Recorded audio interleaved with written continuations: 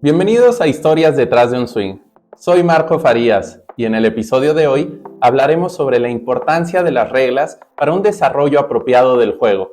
Por ello nos acompaña Francisco Rivera, oficial de reglas con más de 1,300 rondas de competencia, quien actualmente es director de Asuntos Regionales y Reglas de la Asociación de Golf de los Estados Unidos.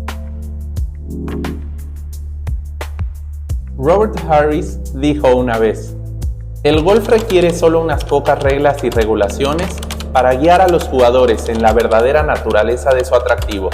El espíritu del juego es su propio árbitro. Francisco, qué gusto saludarte. Muchas gracias por acompañarnos aquí en Historias detrás de un swing. Encantado de estar contigo, Marcos. Un gusto verte y encantado de estar en tu programa.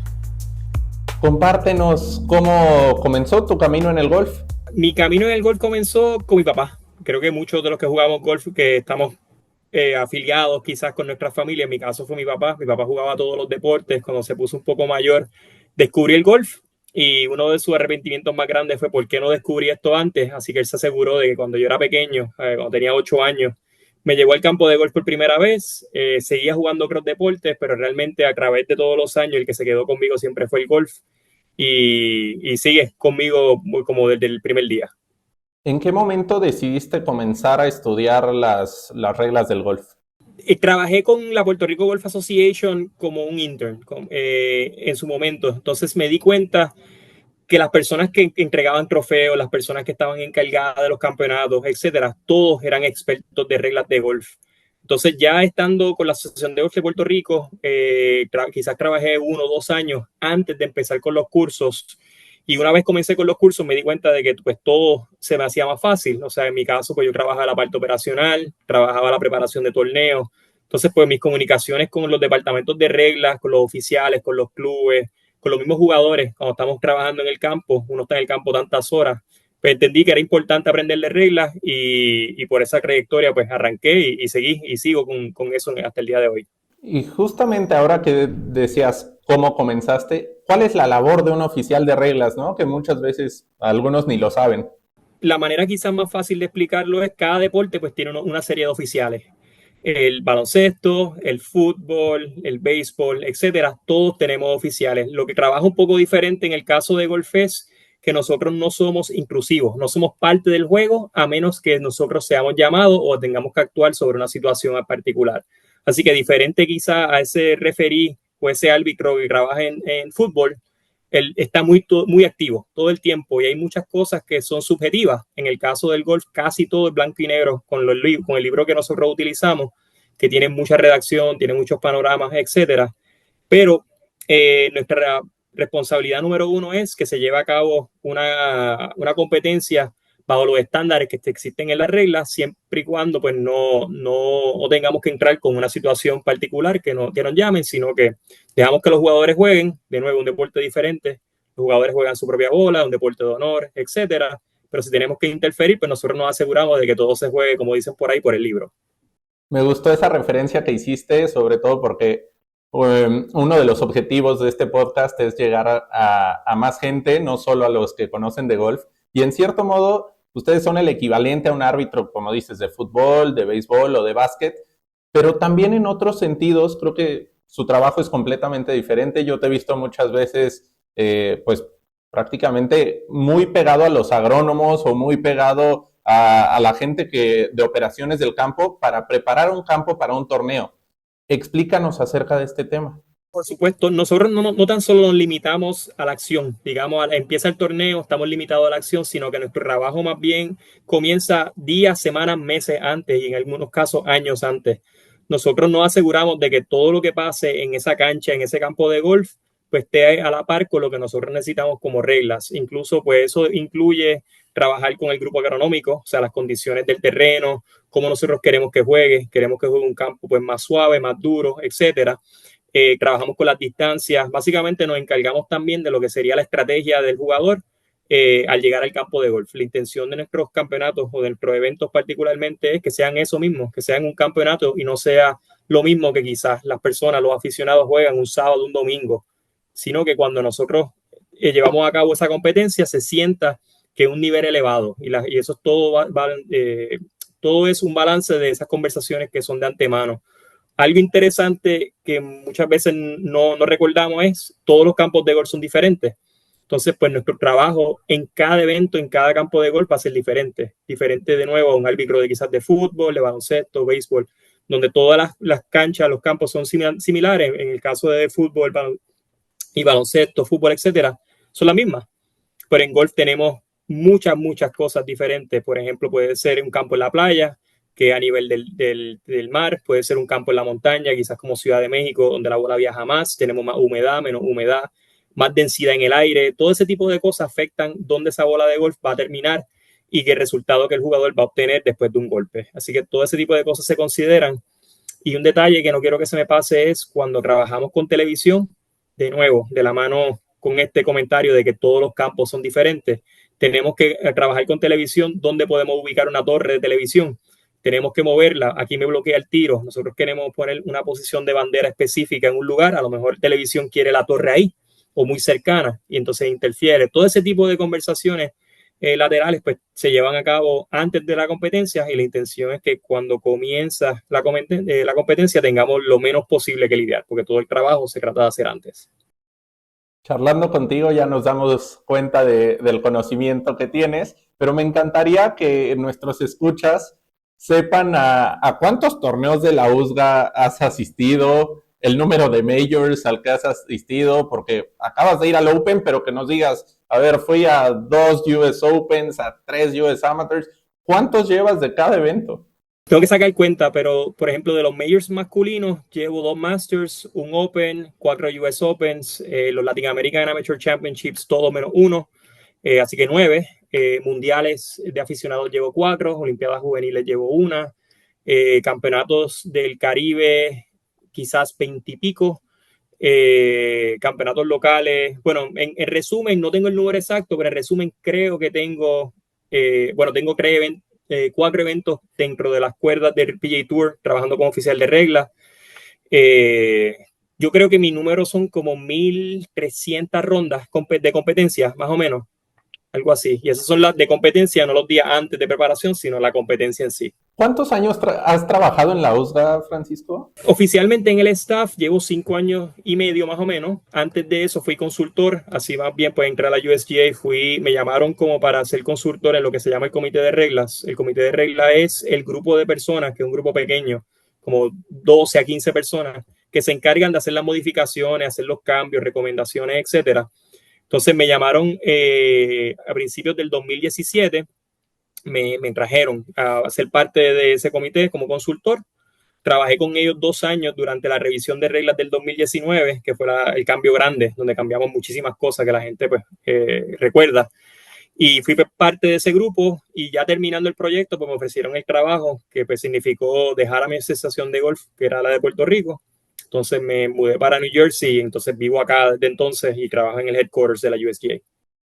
Ahorita que mencionabas de los cambios de reglas que hubo, ¿cuáles son las preguntas más frecuentes que te hacen? Nos preguntan mucho sobre punto de alivio más cercano. Es una pregunta muy común. ¿Por qué? Porque son cosas que los jugadores tienen alivio sin penalidad de cuestiones que se llaman condiciones anormales del campo, que incluyen, por ejemplo, carreteras y incluyen también terreno de reparación, incluyen agua temporal, etcétera. Entonces, ¿qué pasa? Cuando nosotros jugamos, generalmente nos encontramos con estas cosas en el campo de golf que no deberían estar ahí, porque todos sabemos que el campo de golf debe ser pasto, grama. Pero en este caso, pues tenemos carreteras de camino, tenemos los aspersores, todo ese tipo de cosas.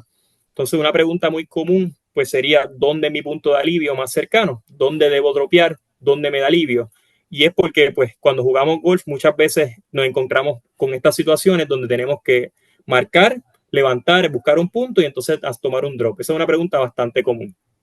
A veces creo que como oficial de reglas debes decirle a un jugador algo que no desea escuchar, ¿no? ¿Qué se siente el tener prácticamente el destino de un campeonato en tus manos?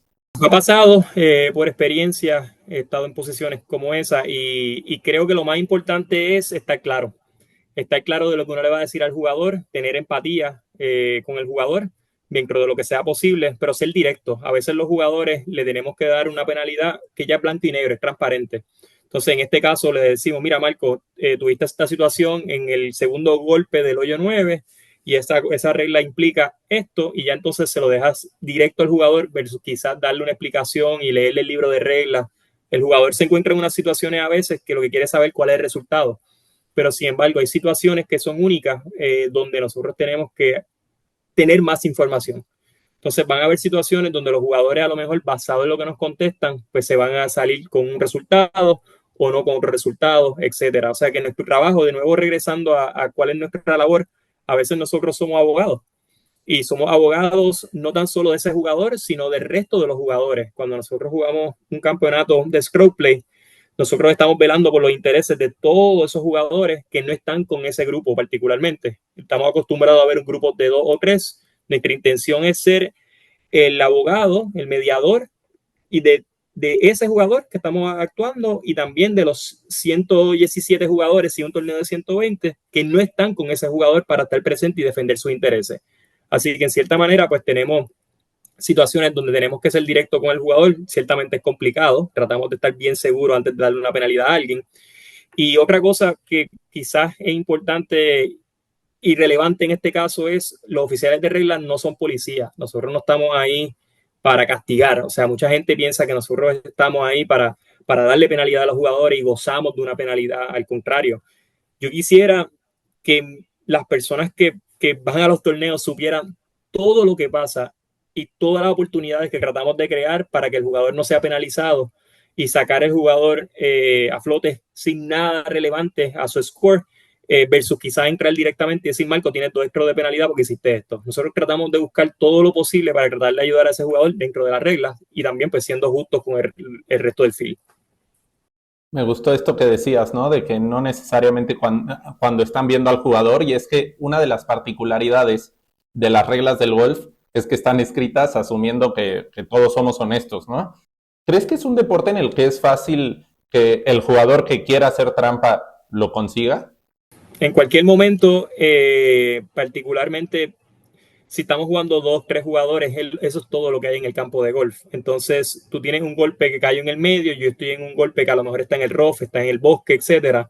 Dentro de ese bosque, imagínense si usted tiene que ir a seguir a ese jugador porque no confía de él en cada golpe.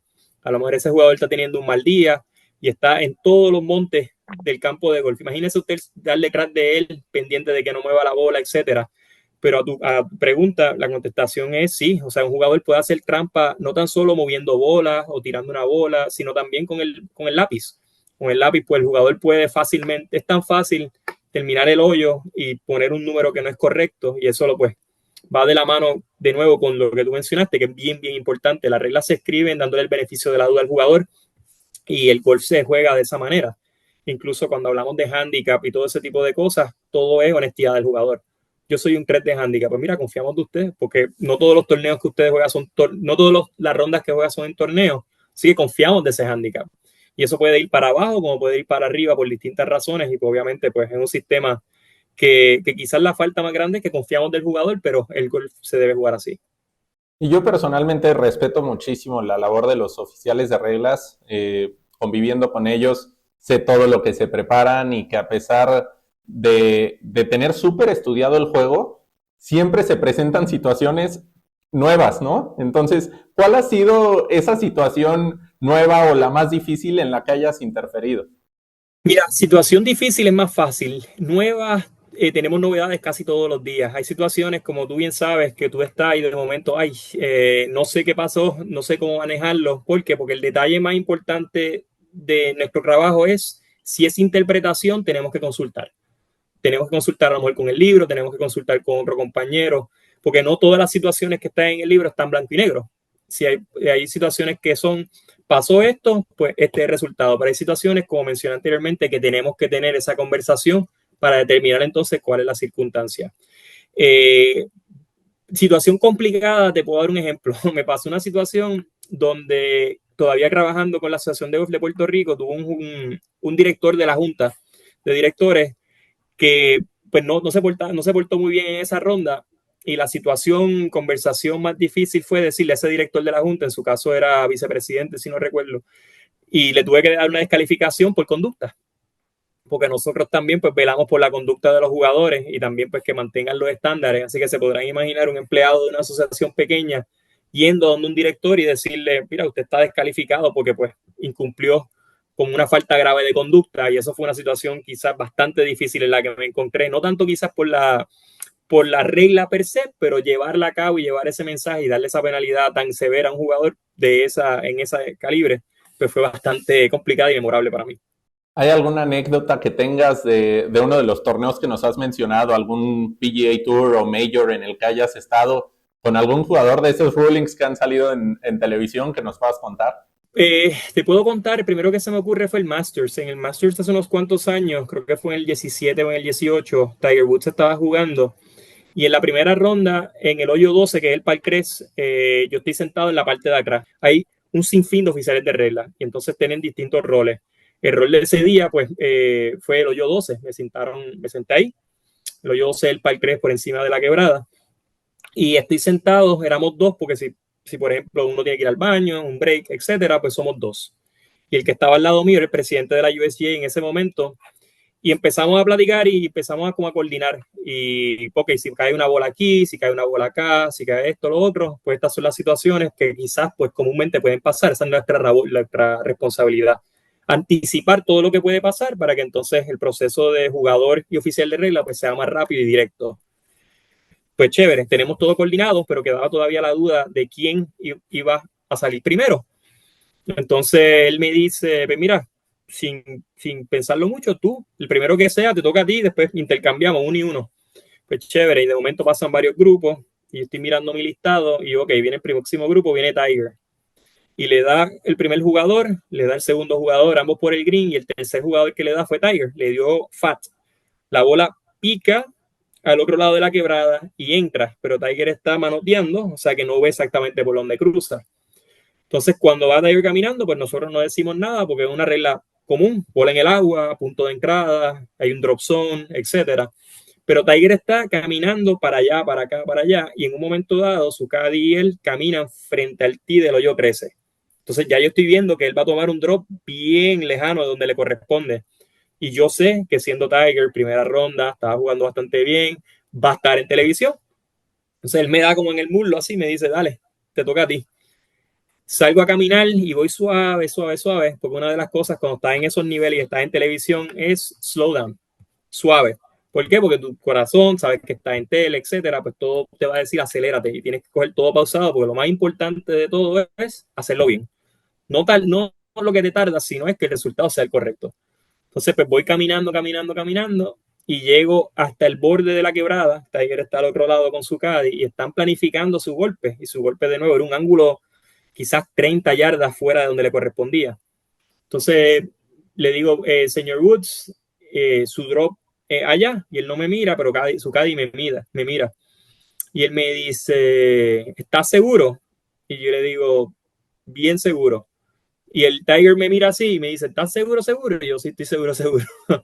Nada, me cogieron la palabra, buscaron al otro lado, chequearon por dónde, yo le di, por aquí, sí, por aquí, pap, y de nuevo. Y ahí entonces regresé para atrás y el corazón a millón. Tiger Woods en el Masters, hoyo 12, mi primer ruling del día, etcétera. Ruling fácil, porque fue interpretación de por dónde cruzó la bola, pero de nuevo, las circunstancias de las cámaras, el lugar, el evento, el jugador, etcétera, pues lo hizo bastante, bastante interesante. Y mucha gente que lo vio, que estaba viendo la cobertura, me vieron y me decían, parecía que no quería llegar. Y yo les dije que yo no quería llegar, porque iba tan despacio para tratar de no verme corriendo hacia tratar de arreglarlo, pues eso fue uno de los buenos cuentos que quizás puedo contar. No cualquiera, ¿eh? Tiene la personalidad para pararse enfrente de Tiger y decirle, a ver, por aquí no es, tienes que moverte.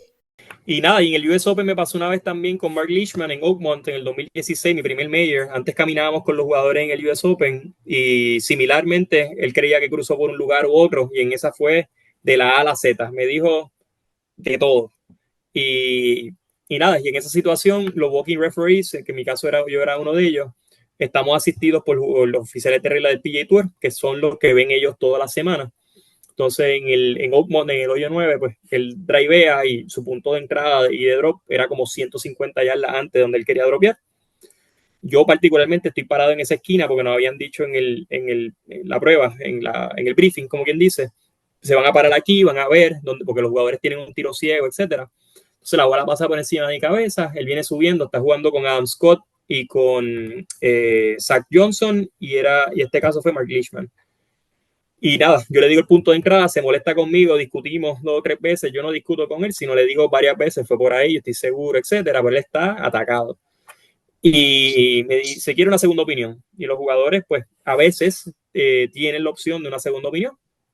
Y en ese caso, pues, le brindamos la segunda opinión. Llegó el oficial de regla que se llama Slugger, no sé si lo recuerdan, el del sombrero. Y le pregunta a Leishman, le dice, ¿qué pasó? Y le dice, que él dice que mi bola cruzó, que mi bola está allá, que no sé qué. Y él se vira donde mí y me dice, ¿tú eres el oficial de este grupo? Y yo, sí. ¿Tuviste la bola? Sí. ¿Por dónde pasó? Por encima de mi cabeza. Ese es tu punto, de ahí le vas a dar. Y el tipo empezó a discutir, le dice, si no le das en 40 segundos, tienes una penalidad por ritmo de juego. Así que es bien, bien interesante y una manera de reafirmar que nosotros trabajamos en equipo y que estamos velando por nuestros intereses, obviamente, y que confiamos de nosotros. O sea, él es Slugger yo tenía 20 y pico de años, y Slugger me confió, o sea, me dijo, tú lo viste, seguro, confío en ti, vamos, y ya. Y eso, pues, obviamente, no es tan solo la situación, es también todo lo que va por detrás. A lo mejor ese jugador falló el corte, porque a lo mejor pues, tiró más golpe en ese hoyo, a lo mejor el jugador estaba en contienda, etcétera. Y eso pues nosotros no lo pensamos. Y te lo puedo decir por experiencia propia, yo no trato de no pensar en lo que significa para el jugador, sino lo trato como una situación, si fuera un torneo juvenil, un niño de 7 años con su papá, o un adulto igual, trato siempre de que sea el mismo respeto y la misma conversación en ambos niveles. Y es que, por ejemplo, este tipo de jugadores sí trataba de tomar más las decisiones por ellos sin hablarles tanto a los oficiales, ¿no? Parece que la nueva generación de jugadores, no sé si decir que se interesan menos por las reglas sea correcto, pero ¿cómo lo perciben ustedes? O sea, a mí me parece, yo que lo veo siempre por televisión el golf, digo, ahora los llaman más para temas muy básicos. Pues mira, 2 cosas. Si estás viendo un torneo en televisión, estás viendo el alto nivel. Entonces, en el alto nivel, muchas veces los jugadores llaman para protegerse ellos mismos de lo que podría ser, por ejemplo, las redes sociales. Yo te puedo garantizar que la gran mayoría de los jugadores saben cómo tomar un punto de alivio más cercano, saben cómo aliviarse de un área de penalidad roja, saben cómo declarar una bola provisional, pero pasa mucho donde tienes un torneo a lo mejor como el US Open, un Open, etcétera, que tienes 50,000, 65,000 fanáticos, todos con un golpe y todos están así. Es lo mismo todos están así. Entonces, ¿qué pasa? Para ellos tratar de asegurarse y salir de esa situación con digamos, con la bendición del oficial de reglas, aunque lo hagan mal, si están con el oficial de reglas, están protegidos. Entonces, muchas situaciones ahora, si tú estás viendo en televisión y ves que ellos llaman, es porque ellos saben que están en cobertura y tratan de protegerse, y también, pues, obviamente, llamar a un oficial, pues, le va a brindar todas las opciones, quizás, que a lo mejor ellos no saben, porque, pues, muchas situaciones de reglas, pues, tienen más opciones de las que quizás ellos saben. Pero sí, los jugadores sí llaman, y yo creo que llaman más por ese factor, porque no tan solo están en televisión, sino que a lo mejor los fanáticos están, y como todos sabemos, si hacen algo mal, se va a ir viral y va a ser el tramposo, y a lo mejor el jugador no tenía ni siquiera la intención, o a lo mejor tenía la intención, quién sabe, pero se va a ir viral, y pues tratan de protegerse con esa asistencia de los oficiales. Me gustó lo que dijiste. Si es por televisión, estamos viendo el alto nivel. Por ejemplo, para la gente que nos escucha, que son jugadores de fin de semana y que quisieran conocer un poco más sobre el tema de reglas, ¿existe algún curso básico o para principiantes de reglas de golf en español? Nosotros tenemos un ofrecimiento de reglas de golf bien avanzado. El avanzado, pues, básicamente sería para personas que trabajan en campos de golf, personas que quieren trabajar como oficiales de reglas, etcétera. También tenemos otros recursos que, pues, básicamente comienzan con el libro. El libro de reglas, pues, ofrece muchísima información. Nada más con leer lo que le llamamos las definiciones, pues doy a entender qué son todos esos elementos, qué son todas esas cosas que preguntan en los torneos y los oficiales de regla en sí. Tenemos también quizzes, que son quizzes de práctica de nivel básico, intermedio, avanzado. Tenemos 700 preguntas en nuestra página usga.org, reglas de golf en español, lo pueden encontrar así. Tenemos una página de Facebook, Reglas de Golf en Español, que lo hacemos en asociación con la Federación Mexicana de Golf. Trabajamos de la mano para tratar de proveerle videos, tratar de proveer preguntas de práctica, información de seminarios, etcétera. Así que tenemos todos esos recursos y están disponibles en nuestra página.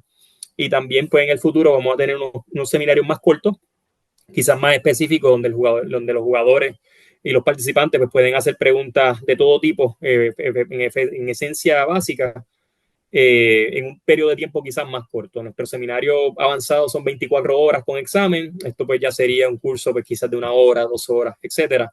Y todo eso pues va a estar publicado en nuestra página pues para el futuro. Definitivamente, creo que eso ayudaría muchísimo, Francisco. Por ejemplo, en el tema de México, ¿no? Específicamente, que es el país en el que yo conocí toda la perfección, ¿cómo hacer para que más gente joven se acerque a las reglas y quiera ser oficial de reglas? Todo comienza realmente con interés. Y el detalle del interés con las reglas de golf es, pues, los que quieren aprender de reglas, si tú miras el efecto pues a lo mejor son personas que son ya mayores, personas que ya tuvieron su carrera y están buscando un sentido de trabajo, digamos, de responsabilidad. Y pues muchas veces las personas, en el caso de Estados Unidos, nuestro voluntariado es un voluntariado mayor. Entonces, el voluntariado que quizás es más joven, pues la persona quizás era como yo, que trabajaba en una asociación de golf regional, y la persona de asociación de golf de regional pues necesitaba aprender las reglas para poder ejercer su trabajo. Entonces, ¿cuál es quizá la herramienta para que una persona se interese más? Pues yo te diría que todo va de la mano con competencia y con interés. O sea, muchas veces tú le preguntas a un oficial de regla, ¿cómo tú aprendiste? ¿Cómo te metiste? Porque yo tuve una situación con aquel y aquel me quería poner una penalidad y etcétera. Y entonces se interesan como por ese gancho. Pero te soy bien sincero, estudiar las reglas de golf es, hay dos maneras de verlo. La manera básica, y la manera básica es, si tú juegas golf, tú sabes de reglas. No sabrás qué número es la regla de alivio de carretera, no sabrás qué número es la regla de un área de penalidad, pero tú sabes que si caes en un área de penalidad roja, pues tienes 2 palos de golf. Si caes, por ejemplo, fuera de límites, pues tú sabes que tienes que jugar bajo golpe de distancia. Todo el que juega golf tiene una idea básica de lo que es reglas, tienen esa base. Entonces, ese ya es el interés. Si tú juegas golf, pues ya necesitas un interés para poder jugar socialmente. Tienes que tener lo básico, si no te comen, ¿no? Cuando vayas al campo, te van a decir trampa, etcétera. Así que tienes que tener un conocimiento básico. Y de ahí en adelante, pues ya sería como todo en la vida. Si te quieres interesar un poco más, pues abre un video de 1 minuto, que literalmente dura 1 minuto de la USGA, que te habla de áreas de penalidad. Abre un video que te habla sobre los greens y habrá un video que habla de los bunkers, y te lo garantizo que esos videos que tenemos, por ejemplo, en nuestra página, que duran de 1 minuto a 1 minuto 30, si tú los ves, vas a aprender muchísimo, muchísimo. Y eso tan solo es cuestión de nuevo el interés. Todo está disponible, todo está ahí, pero si quieres aprender un poquito más, puedes sacar tan sencillo como 15 minutos. Te sientas, ves tus videos y vas a aprender en cantidad. Si quieres irte más allá y quieres hablar de las situaciones, ¿y qué pasa si pasa esto? ¿Y qué pasa si pasa esto? Pues entonces hay que mirar un libro como este, que es así de gordo, así de grande, así de pesado, y entonces ahí vamos entonces a entrar en todos esos detalles que salen un poquito de lo básico. Pues muchísimas gracias, Francisco. Antes de despedirnos, nosotros tenemos una sección que se llama Quick Nine, en la que te hacemos 9 preguntas y tú nos respondes lo primero que se te viene a la cabeza, ¿vale? ¿Cuántos campos de golf has jugado? Creo que 517 diferentes.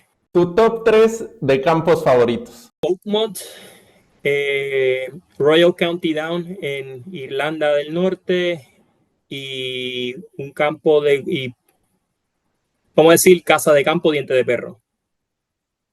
¿En qué club está la mejor comida? Cualquiera de México. En México se come rico. ¿Qué campo está en tu bucket list? Augusta. Jugarlo. Lo trabajé, no lo he jugado.